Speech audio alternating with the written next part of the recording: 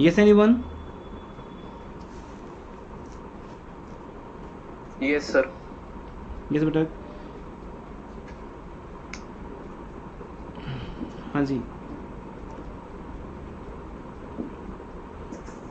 अवनीत कहाँ डाउट है बताइए बेटा, आपको हेल्प करते हैं. सर एक बार नॉर्मल प्रॉफिट्स बताना एक बार सारे. बोलो बेटा उनके लिए. 16-17 के 20,000, 17-18 का 30,000, 18-19 का 40,000 और 19-20 का 50,000. कहाँ डाउट है इनमें अवनीत? सर 2 इयर्स का मैंने गलती किया. बताओ कहाँ पे समझाऊं?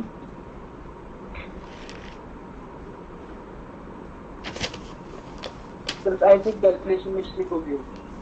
एक बार फिर भी बता दो बेटा आप ना एक बार इनको. कुणाल 2020 कैसे है बता दो इनको. सर 2020 और 19. सर 2019 में पहले 46,900 था. बोलते रहो. उसमें से 900 माइनस करे, फिर 2000 माइनस करे,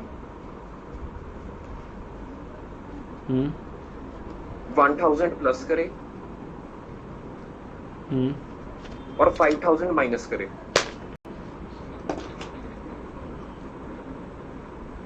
अवनीत इनमें से डाउट किसी बात पे? 900 का सर गलत हो गया था. 1000 ले लिया. ये डेप्रिसिएशन है ना. पहले साल 10,000 पे लगेगा, 1,000 रुपीज आएगा. 10,000 का फर्स्ट ईयर पे 10%, वो 1,000 रुपीज रहेगा. फिर 1,000 माइनस हो जाएंगे. 9,000 पे 10% नेक्स्ट ईयर का डेप्रिसिएशन चार्ज होगा, that will be 900. Sir next का भी इसीलिए गलत हुआ. मैंने 8,000 ही लिया उसका भी डेप्रिसिएशन. सर सर 16 का सेकंड पार्ट बताना सर.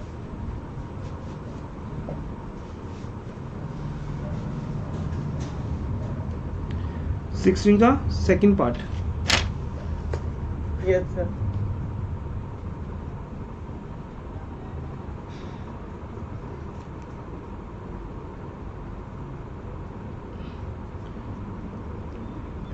टू 2018 और 19 का प्रॉफिट है अगर आपके पास कोई भी, तो 2018 में 1,000 रुपीज़ का क्लोजिंग स्टॉक ज़्यादा वैल्यू हो गया.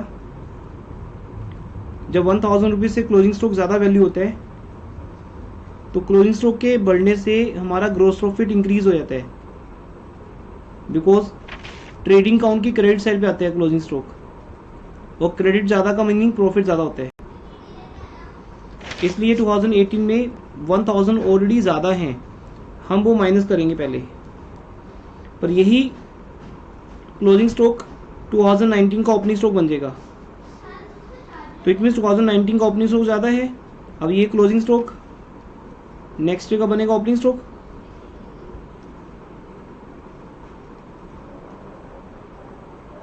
तो ये अगर ज़्यादा है तो ये डेबिट साइड आता है, इसलिए हमारा जीपी कम हो गया.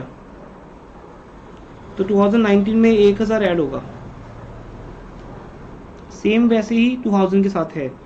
2019 की बात है. 2019 में 2,000 पहले माइनस होगा क्योंकि वो उस साल का क्लोजिंग स्टॉक है, और 2020 में वो 2,000 प्लस हो जाएगा क्योंकि अगले साल का ओपनिंग स्टॉक बन जाएगा. ये इस क्वेश्चन का सबसे इंपॉर्टेंट पॉइंट है और कल बहुत डिटेल में मैंने समझाया था. स्टिल एंड डाउट किसी को? सर एक बार 20 का भी रिपीट करवा दो. 20 का क्या रिपीट? अच्छा वो कुनाल चेक करो 2020 में क्या क्या है. सर पहले 53,810 था. उसमें से हमने 810 माइनस करा, फिर 2,000 प्लस करा, फिर 5,000 माइनस करा.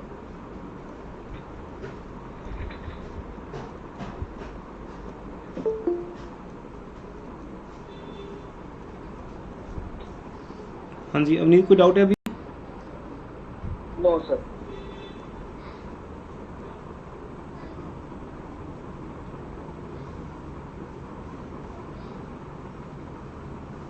हाँ जी, नेक्स्ट डाउट आज का।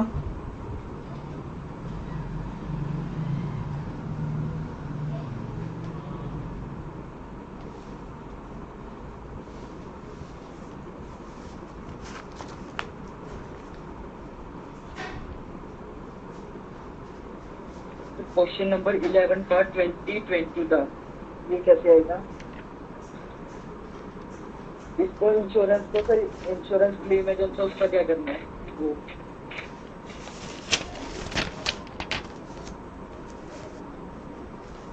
देखो, इंश्योरेंस क्लेम का मीनिंग होता है कि आपके बिजनेस का एक नॉर्मल एक्सपेंस है ये, क्योंकि इंश्योरेंस हम करवाते हैं बिजनेस में अपनी एसेट्स का।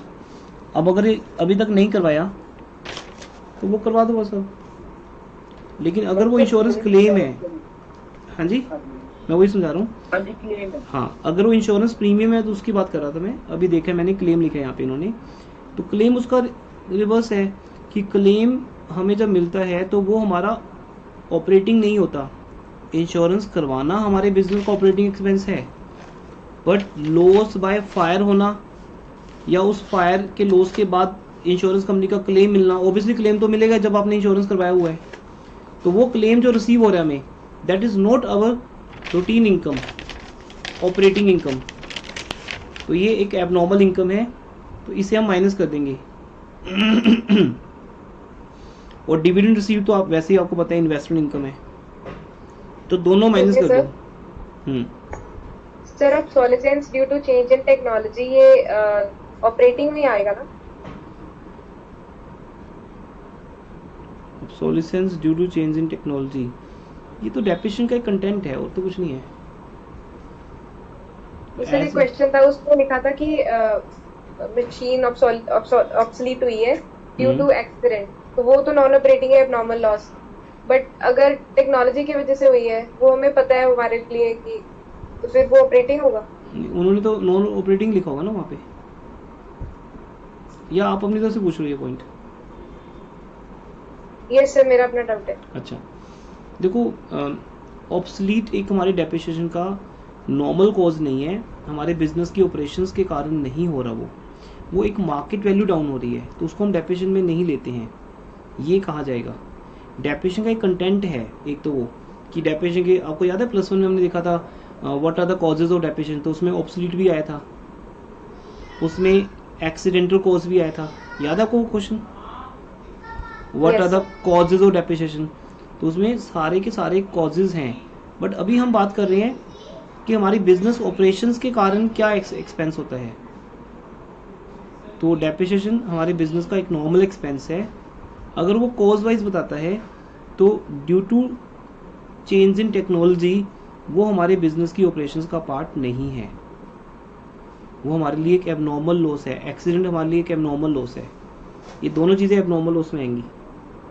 नॉर्मल वियर एंड टियर ये है हमारे बिजनेस का नॉर्मल कॉस्ट। मीन्स मैं आपकी फीस में कौन सा डेप्रिसिएशन चार्ज कर सकता हूँ आपसे, जो प्रोजेक्टर को यूज करने के कारण उसकी वैल्यू कम हो रही है। बट चेंज इन टेक्नोलॉजी तो होता ही रहेगा मार्केट में, इसलिए मेरे प्रोजेक्टर की वैल्यू बहुत ज़्यादा कम हो जाती है 1 साल के बाद ही, क्योंकि नए मॉडल्स नई टेक्नोलॉजी आ जाती है। तो वो एज ए डेप्रिसिएशन तो हम लेते हैं प्रॉफिट एंड लॉस अकाउंट में। बट अगर हम इस वे में देख रहे हैं गुडविल का, क्योंकि वो लॉस बिजनेस ऑपरेशंस का रिजल्ट नहीं है, दैट्स वाई वो नहीं लिया जाएगा या उससे नॉन ऑपरेटिंग मान के डील किया जाएगा। दैट रीजंस एक्सीडेंट और चेंज इन टेक्नोलॉजी, ऑब्सोलीट होना। सर यहाँ इंटरेस्ट ऑन इन्वेस्टमेंट्स और डिविडेंड रिसीव्ड का एक ब्रीफ फिर से बताना क्या है?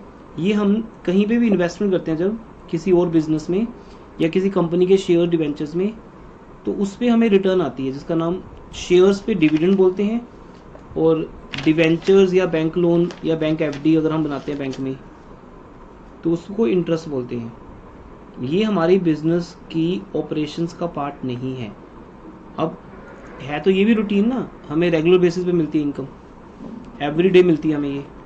बट बात वो नहीं कि जो एवरी डे है या जिसको हम जानते हैं, मेन है कि जो हमारी बिजनेस की ऑपरेशंस के कारण होता है। तो अब ये पैसा जो आ रहा है मेरे पास वो इसलिए आ रहा है क्योंकि मैंने बिजनेस का पैसा कहीं लगा दिया। तो no doubt it's a business income but it's not operating. Sir पर उन्होंने ये तो बताया नहीं कि ट्रेड है या नॉन ट्रेड इन्वेस्टमेंट।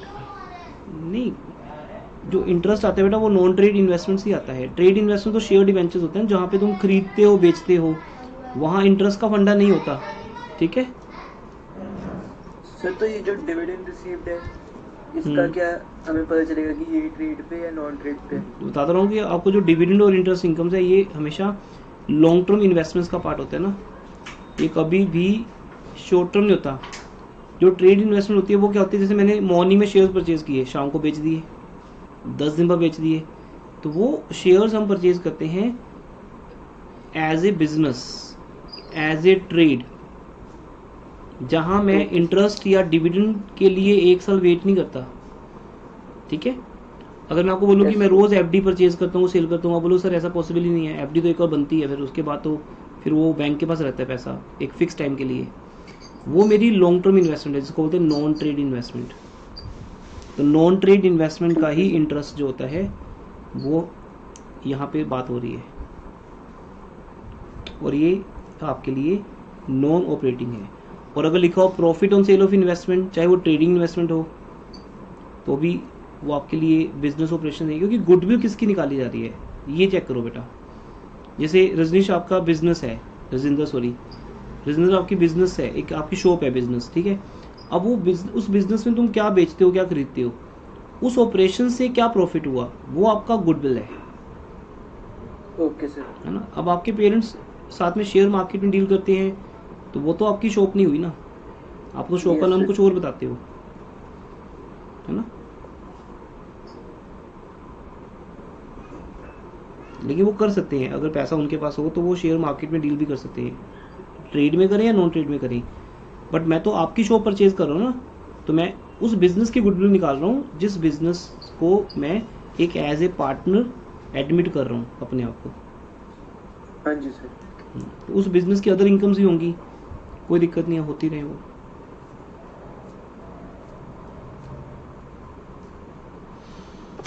ये बेटा डाउट सेशन में कुछ और है आज के लिए, क्वेश्चन नंबर 16 तक अगर कोई डाउट है।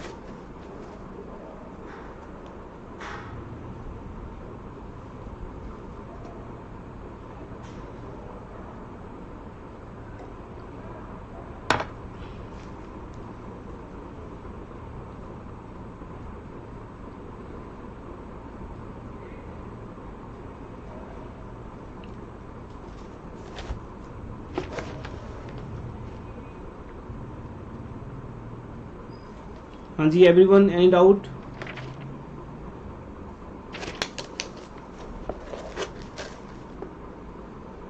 ठीक है, तो आगे बढ़ते हैं। तो write down everyone, super profit method, very interesting and important method. Super profit, today I will over this chapter, finish this chapter, और कल कोई टाइम फिक्स करेंगे टेस्ट डिस्कशन के लिए, सो दैट आज का डे हमारा वेस्ट ना जाए टेस्ट डिस्कशन में, and that is a very important discussion, तो इस पे टाइम लगेगा डिस्कस करने में टेस्ट। सुपर प्रॉफिट मेथड क्या है ये बताइए बेटा, सुपर वर्ड क्या होता है, tell me the meaning of super word. Life में कई बार हम सुपर वर्ड यूज करते हैं। सर मतलब बहुत ही बड़ा। बहुत ही बड़ा? नहीं नहीं, बहुत बड़ा तो नहीं हो सकता इसका meaning. Sir speed? Sir extra? नहीं, एक्स्ट्रा फिर भी ठीक है थोड़ा सा। एबनॉर्मल? एबनॉर्मल नहीं, एबनॉर्मल नहीं। बहुत ही ज्यादा extra? Extra normal? Extra normal, yes, extra normal. हाँ, you can say abnormal also. आप कुणाल शायद एबनॉर्मल बोल रहे हैं तो ठीक है। एग्जैक्ट वर्ड बोलता हूँ मैं बेटा। Super means special? हाँ स्पेशल, लेकिन उसका मीनिंग है मोर देन एक्सपेक्टेड। जब भी हम कोई बिजनेस करते हैं ना, हमें एक प्रॉफिट एक्सपेक्टेड होता है, एक्सपेक्टेड प्रॉफिट बोलते हैं उसको। अगर आपको आपके बिजनेस से बहुत ज़्यादा, अब मैं आपके सारे वर्ड्स यूज़ कर लेता हूँ, ऑल आर फाइन, कोई प्रॉब्लम नहीं है, कि अगर मुझे मेरे बिजनेस से बहुत ज़्यादा या एक्स्ट्रा कुछ भी मिलता है, एबनॉर्मली कुछ भी मिलता है जो नॉर्मली उस बिजनेस में सबको नहीं मिलता, सिर्फ मुझे मिल रहा है, दैट इज कॉल्ड सुपर। तो सुपर प्रॉफिट का मीनिंग भी आई थिंक यहीं से क्लियर हो जाएगा। Super profit means the profit which more than expected profit, that is equal to जब आपका एक्चुअल एवरेज प्रॉफिट जो कि मेथड 1 में आपको निकालना आ गया। इनफ क्वेश्चंस कर लिए बेटा आपने, मतलब 16 क्वेश्चन भी इनफ हैं इतने इजी बात के लिए, क्योंकि एग्जाम में शायद एक क्वेश्चन आने हैं, वो भी शायद ना आए अलग से, ये यूज होते हैं आगे के कॉन्सेप्ट में ना, गुडविल चैप्टर। आपको ये समझ आ गया कि सबसे पहले मुझे अपने 3 इयर्स के प्रॉफिट को नॉर्मल प्रॉफिट्स में कन्वर्ट करना होता है। जो मैं बोल रहा हूँ सबको समझ आ रहा है? 3 इयर्स के प्रॉफिट को मुझे सबसे पहले नॉर्मल प्रॉफिट्स में कन्वर्ट करना होता है। जब वो कन्वर्ट हो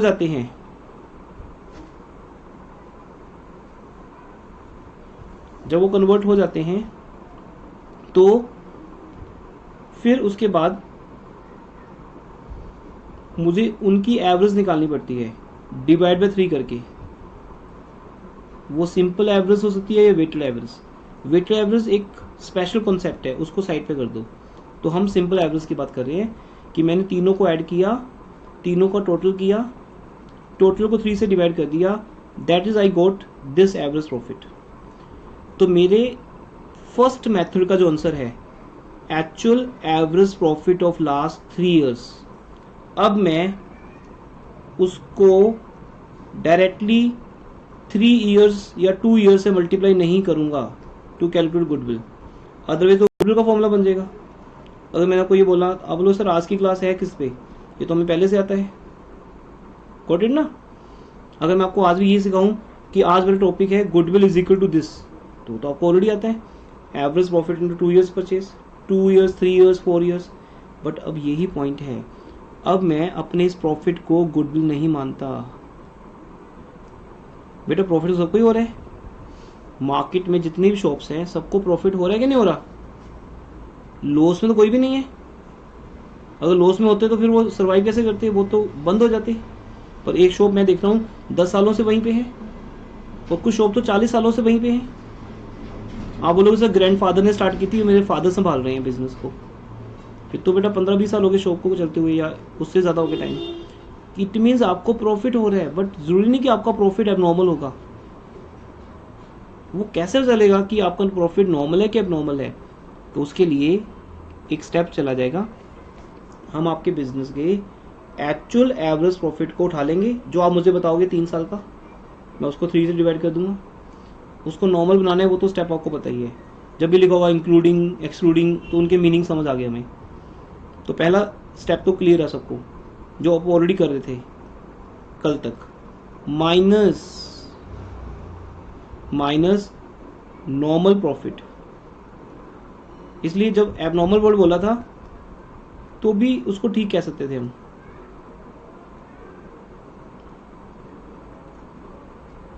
बट अगर मैं नो बोलता हूं तो आप सोचते हो ना फिर और वर्ड्स, ताकि और वर्ड सामने आते हैं फिर हमारे। नॉर्मल प्रॉफिट क्या होता है? इसी को हम एक्सपेक्टेड प्रॉफिट भी कहते हैं।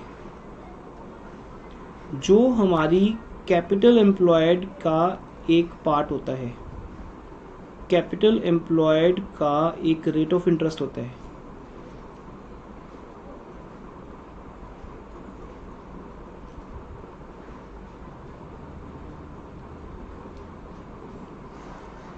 Capital employed into rate by 100, ये उसका एक पार्ट होता है।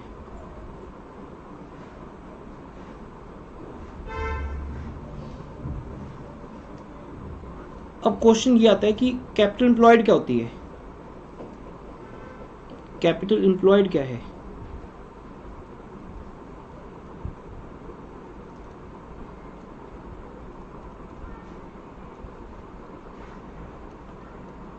Anyone can explain what is capital employed?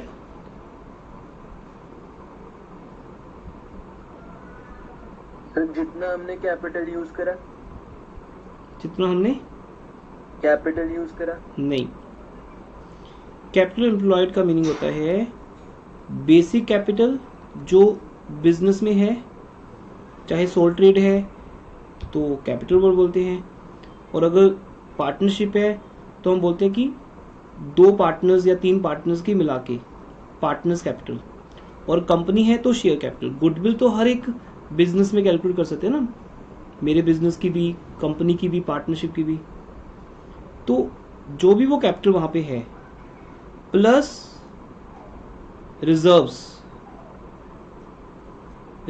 या सरप्लस, जो भी मीन्स हमारे बिजनेस के प्रॉफिट्स अभी कैपिटल में ऐड नहीं किए गए, बिकॉज पार्टनरशिप या सोल ट्रेड में तो क्या होता है हम प्रॉफिट्स को कैपिटल में प्लस कर देते हैं, बट कंपनीज में ऐसा नहीं होता।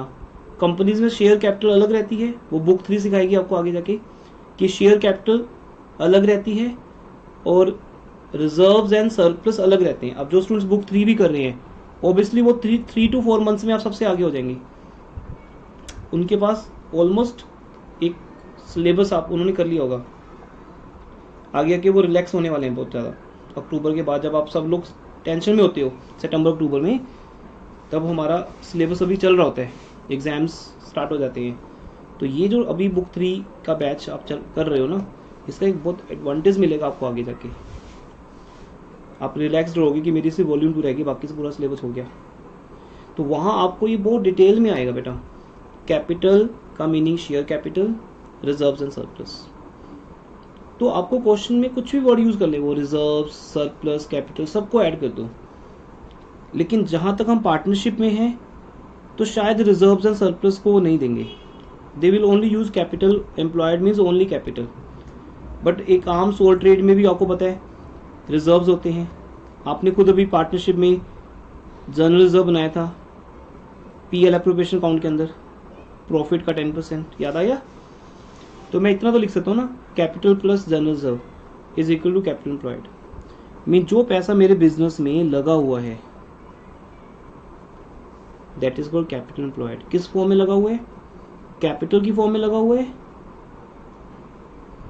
या फिर रिजर्व्स की फॉर्म में पड़ा है। ये रेट क्या है, इसके हर एक कंटेंट को ध्यान से देखते हैं बेटा। रेट होता है उस इंडस्ट्री में मार्जिन रेट, प्रॉफिट रेट। जैसे बेटा स्टेशनरी पे मार्जिन एक अलग मार्जिन होता है, ग्रोसरी आइटम पे मार्जिन डिफरेंट होता है। तो आप जिस फील्ड में हो उस फील्ड का प्रॉफिट रेट अलग होता है।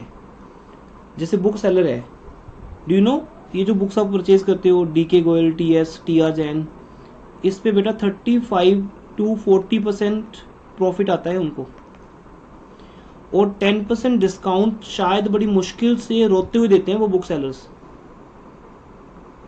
कि नहीं इन पे डिस्काउंट नहीं होता, क्योंकि ये बुक चलती बहुत हैं।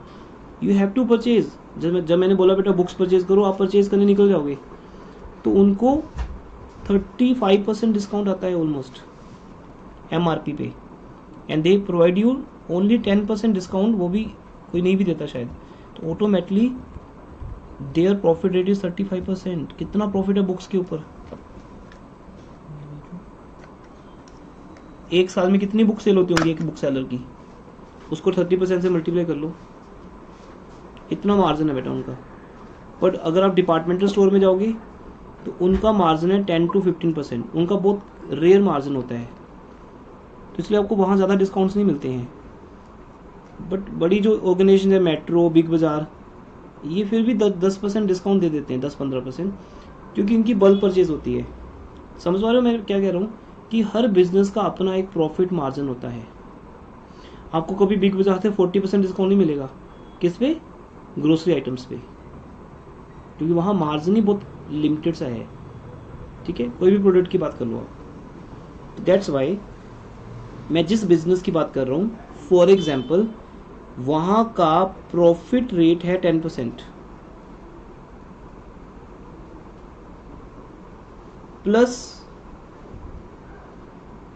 5% एक्स्ट्रा ऐड कर दिया जाता है एज ए रिस्क रेट।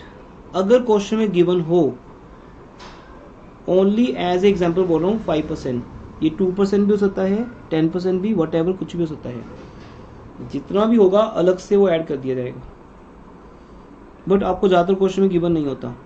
आपको बुक में मुश्किल से एक क्वेश्चन मिलेगा जहाँ पे रिस्क रेट दिया हुआ है, उसे ऐड कर देना। रिस्क रेट क्या होता है बताइए?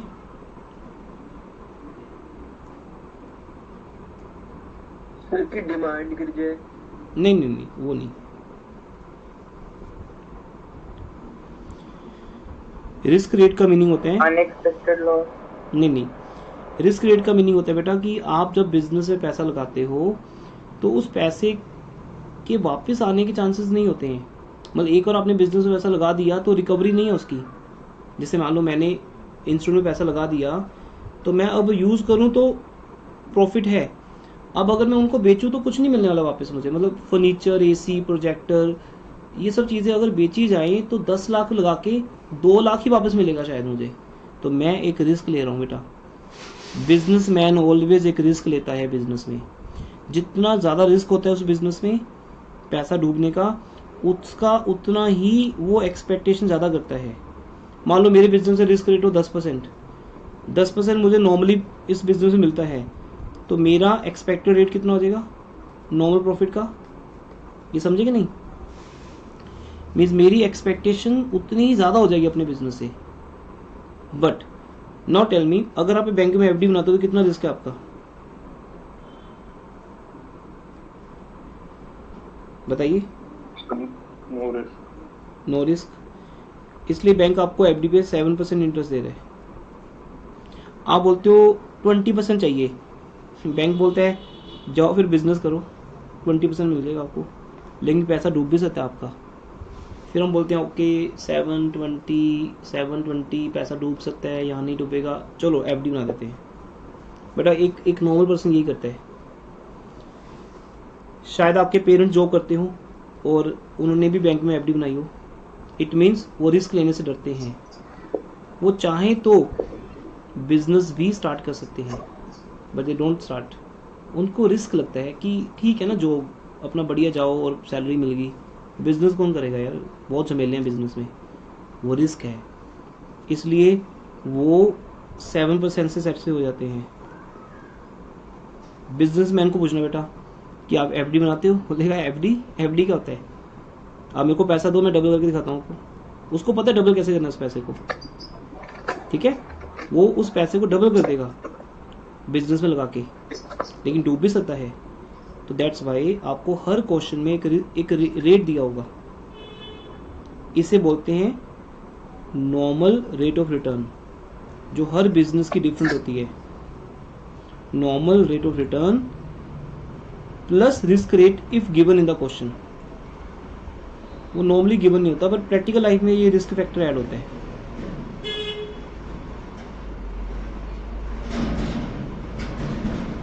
इतनी बातें समझ आ गई?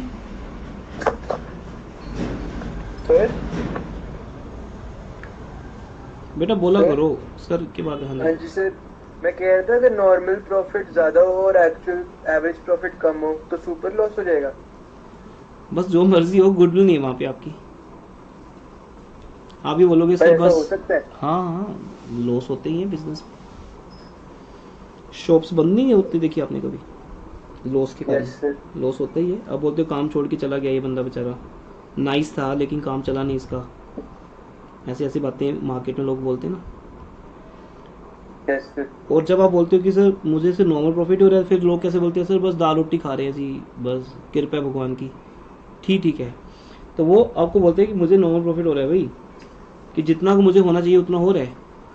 बट जब एक पर्सन बहुत ज़्यादा पैसा कमा रहा है तो उसकी वो बोलेगा नहीं जी बहुत बिजनेस तो सुपर चल रहा है हमारा।